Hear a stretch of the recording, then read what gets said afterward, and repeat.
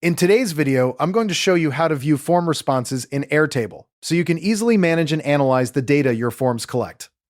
If you find this helpful, be sure to like and subscribe, and let's get right into it. First, open your browser and head over to Airtable's website. If you're not already signed in, click the Login button and enter your credentials. Once you're in, you'll need to open the specific base that contains the form you've been using.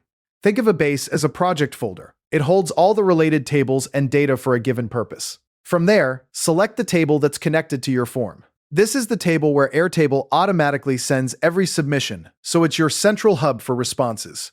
Now, take a look at the grid view. This is the default way Airtable displays your data, and you'll see that every form submission has been turned into a record, essentially a row in your table. Each field from your form becomes a column, so all the information is neatly organized without you having to do any manual data entry. The newest entries will appear at the bottom of the grid, unless your table is sorted by creation date, in which case they'll show up at the top. This automatic storage is one of Airtable's biggest strengths because it means your form responses are immediately ready for you to work with.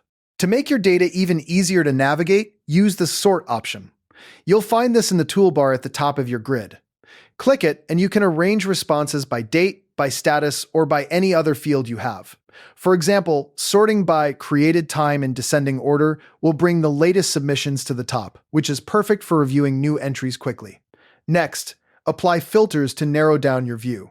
If you only want to see responses from a specific week or entries marked as pending, filters let you isolate exactly what you need without cluttering your screen.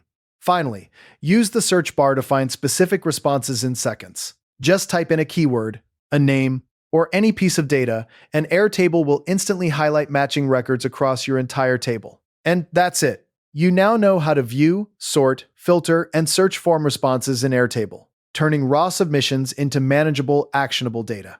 Thanks for watching, and I'll see you in the next tutorial.